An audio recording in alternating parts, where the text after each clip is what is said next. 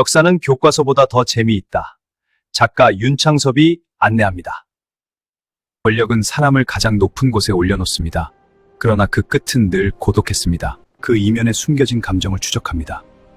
역사비사, 지금 그 이야기가 시작됩니다. 비가 쏟아지던 1597년의 어느 캄캄한 새벽, 적막한 궁궐 복도엔 스산한 바람 소리만 맴돌고 있었습니다. 흔들리는 촛불 아래 한 남자가 뜬 눈으로 밤을 지새우고 있었죠. 그는 나라의 모든 권력을 쥔 왕이었습니다. 하지만 그의 휑한 눈빛에는 지독한 공포가 서려 있었습니다. 적군의 칼날이 두려웠던 게 아닙니다. 그가 진짜 두려워했던 건 무너져가던 나라를 구한 단 한 명의 영웅, 바로 이순신이었습니다. 가장 사랑받아야 할 구원자를 왕은 왜 그토록 처참하게 짓밟으려 했을까요? 사람은 왜 자신에게 가장 헌신하는 사람에게 가장 깊은 상처를 주는 걸까요? 윤창섭 작가가 제시한 내용을 바탕으로 오늘은 이 주제를 조금 더 깊이 들여다보겠습니다. 목숨을 바쳐 나라를 구했는데 칭찬은커녕 왜 그렇게 잔인하게 대해야만 했을까요? 바로 그 지점이 오늘 우리가 들여다볼 인간의 가장 어두운 심리입니다. 이 이야기는 단순한 전쟁 영웅담이 아니에요. 극도의 불안에 시달렸던 한 인간, 선조의 지독한 콤플렉스와 권력이 만들어낸 비극적인 심리극입니다. 첫 번째 이야기, 영웅을 가둔 왕입니다. 1592년 임진왜란, 그건 그냥 전투가 아니라 한 나라가 처참하게 붕괴되는 끔찍한 재앙이었습니다. 백성들의 절기를 뒤로 한 채 왕 선조는 쫓기듯 몽진을 떠났죠. 그 텅 빈 절망 속에서 유일하게 바다를 틀어주고 단 한 번도 패배하지 않은 남자가 있었습니다. 우리는 보통 이렇게 알고 있습니다. 선조는 그저 무능했고 이순신은 완벽한 영웅이었다고요. 하지만 진짜 역사의 이면을 들여다보면 이야기는 훨씬 더 어둡고 소름 끼칩니다. 무능함보다 더 무서운 게 왕의 심리 상태였다는 건가요? 맞습니다. 전쟁의 참혹함 속에서 백성들은 이미 왕보다 이순신을 더 굳게 믿고 있었습니다. 유교국가 조선에서 왕보다 백성의 존경을 더 받는 장수의 존재는 그 자체로 가장 끔찍한 적색경보였던 겁니다. 선조의 마음속을 지배했던 건 극심한 정통성 콤플렉스였습니다. 조선 역사상 처음으로 방계 출신이 왕위에 올랐으니까요. 스스로 떳떳하지 못했기에 늘 자기 자격에 대해 지독한 불안에 시달렸던 겁니다. 자격지심이 있으니까 남들이 자기를 무시할까봐 늘 불안에 떨었던 거군요. 정확합니다. 그런데 이순신은 백성들의 절대적인 지지를 받고 있잖아요. 선조의 눈에 이순신은 나라를 구하는 든든한 칼이 아니라 언제든 내 목을 겨눌 수 있는 가장 날카롭고 두려운 위협으로 보였던 겁니다. 두 번째, 공포와 권력의 심리입니다. 다시 그 비 내리는 새벽의 궁궐로 돌아가 볼까요? 흔들리는 촛불 사이로 비친 선조의 그림자는 너무나 거대하고 또 외로워 보였을 겁니다. 나는 도망쳤다는 끔찍한 죄책감, 그리고 저 남쪽 바다에서 계속 승리하고 있는 완벽한 부하, 이 두 가지 감정이 부딪히면서 마음속에 괴물 같은 질투가 자라난 거죠. 여기서 여러분께 질문을 하나 드려보고 싶습니다. 여러분은 어떻게 생각하시나요? 지나치게 유능하고 모두의 칭송을 받는 부하 직원은 과연 축복일까요? 아니면 위협일까요? 솔직히 조직 생활하다 보면 나보다 너무 뛰어나서 박수만 받는 후배를 볼 때 묘하게 위축되거나 경계하게 될 때가 있잖아요. 바로 그겁니다. 우리 모두가 한 번쯤 느껴봤을 그 씁쓸한 질투심이 나라의 운명을 쥔 절대 권력과 만났을 때 얼마나 끔찍한 비극이 되는지 뼈저리게 보여주는 거죠. 세 번째 이야기, 치명적인 덕과 정치입니다. 1597년 이 비극은 마침내 가장 치명적인 덫으로 모습을 드러냅니다. 왜군의 이중간첩 요시라가 교묘한 거짓 정보를 흘리죠. 적의 본진 한가운데로 조선 수군을 끌어내려는 유인책이었습니다. 바다의 지형을 누구보다 잘 알았던 이순신 장군은 이 무모한 출전 명령을 단호하게 거절합니다. 그런데 진짜 문제는 여기서 시작됩니다. 설마 그 거절을 핑계로 이순신을 쳐내려고 한 건가요? 네, 그렇습니다. 이순신의 거절은 백성을 살리기 위한 고독하고 정확한 판단이었지만 선조와 반대파들에겐 완벽한 먹잇감이 됐죠. 그들에겐 백성들의 목숨보다 눈엣 가시 같은 권력의 경쟁자를 없애는 게 훨씬 더 달콤했던 겁니다. 1597년의 달력은 조선 수군에게 죽음의 타이머와 같았습니다. 1월, 적의 강교한 거짓 정보가 도착하고 2월 이순신이 함정을 피하기 위해 출전을 거부하자 거대한 모함이 몰아쳤습니다.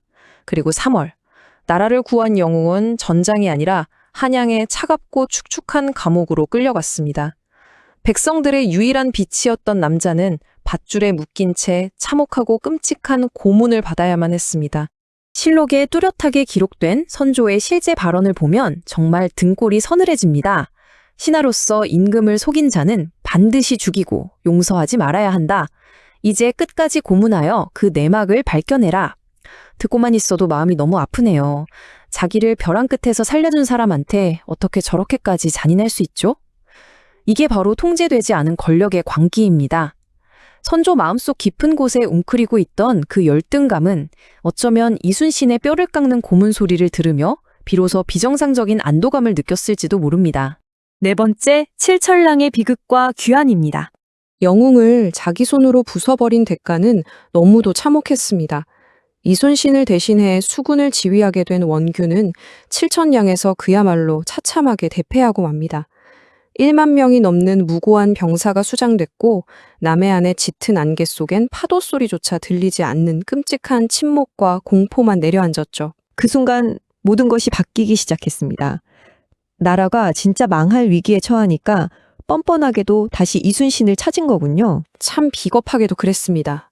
고문으로 만신창이가 된 몸을 이끌고 돌아왔지만 그가 마주한 남해안은 천하를 호령하던 거북선도 병력도 모두 사라진 피비린 내나는 텅 빈 바다였습니다.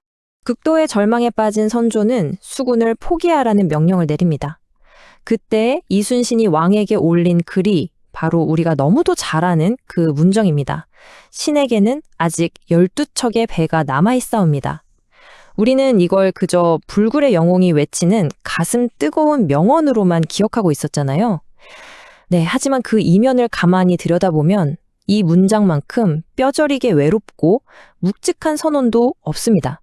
자기를 배신하고 고문한 왕이 망쳐놓은 그 지옥 같은 바다 위에서 묵묵히 그 거대한 짐을 홀로 다 짊어지겠다는 한 인간의 지독하게 슬프고 무거운 책임감이 담긴 목소리였던 거죠. 여기서 잠시 여백을 두고 묻고 싶습니다. 만약 여러분이라면 방금 전까지 나를 고문하고 죽이려 했던 왕을 위해 이토록 철저히 무너진 상황에서 모든 걸 걸고 이런 선택을 하실 수 있었을까요? 저는 솔직히 절대 못했을 것 같아요. 너무 억울하고 원통해서라도 다 포기해버리고 도망치고 싶었을 텐데요. 이순신이라고 왜 피눈물이 나지 않았겠습니까? 하지만 그는 자신을 짓밟은 권력자가 아니라 두려움에 떨며 뒤에서 자기만 바라보고 있는 무고한 백성들의 눈빛을 끝내 외면할 수 없었던 겁니다.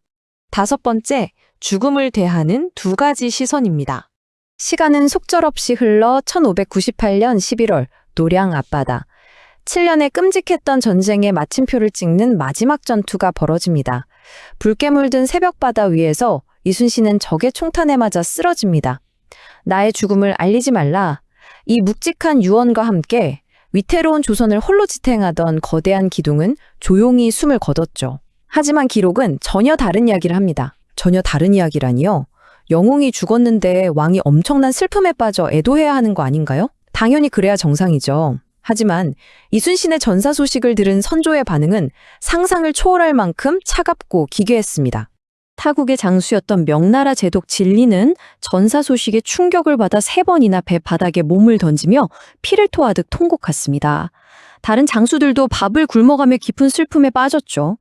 그런데 정작 조선의 왕 선조는 어땠을까요? 깊은 밤 전사 소식을 보고받은 선조는 슬퍼하기는커녕 오늘은 밤이 깊었으니 내일 승정원이 알아서 하라며 마치 귀찮은 서류 결제 미루듯 넘겨버립니다. 정말 소름이 끼치네요. 어떻게 자기 목숨을 바친 신하한테 그럴 수가 있죠? 인간적인 애도보다는 드디어 내 목을 조르던 정치적 라이벌이 영원히 사라졌다는 안도감이 훨씬 더 컸던 겁니다. 더 놀라운 사실은 아직 남아 있습니다. 세상에, 이것보다 더 끔찍한 진실이 숨어 있다고요? 참혹한 전쟁이 끝난 후 공로를 평가해서 상을 내리는 자리에서 선조의 지독한 열등감은 마침내 역사마저 잔인하게 왜곡하기 시작합니다. 선조는 바다에서 뼈와 살이 깎이며 싸운 무신들의 공로를 철저하게 깎아내렸습니다. 반대로 백성을 버리고 자기랑 같이 명나라로 도망치려 했던 문신들을 대거 일등공신으로 올려버리죠. 더 기막힌 건 수군을 전멸시키고 도망쳤던 원균을 이순신과 똑같은 1등공신으로 만들어버린 겁니다. 선조는 영웅의 찬란한 유산을 자기 열등감 아래로 억지로 구겨 넣으려 했습니다. 하지만 이 옹졸한 권력자의 선택은 결국 백성들의 마음이 완전히 돌아서게 만드는 씻을 수 없는 국가적 상처가 되고 말았습니다. 오늘 이 이야기를 통해 우리는 무엇을 보았을까요? 선조는 세상을 다 막아낼 수 있는 가장 완벽한 방패를 가졌음에도 자기 그림자를 두려워하느라 그 방패를 자기 손으로 무참히 부숴버렸습니다. 혹시 지금 우리도 권력이나 자존심 때문에 이런 치명적인 불안한 감정을 꽁꽁 숨긴 채 살아가고 있는 건 아닐까요? 아마도 그럴 것입니다. 여러분은 어떻게 생각하시나요? 결국 인간은 그토록 권력을 원했지만 동시에 가장 캄캄하고 깊은 외로움 속으로 스스로 걸어 들어가고 있었는지도 모릅니다. 오늘 이 묵직한 이야기가 여러분 마음속에 작은 문장 하나로 남았기를 바랍니다. 다음 이야기에서도 함께하겠습니다. 다음 시간엔 더 깊은 이야기로 찾아뵙겠습니다. 구독과 좋아요 잊지 마세요. 인도사의 역사비사와 다채움의 마음 치유소를 구독과 좋아요 많이 해주세요.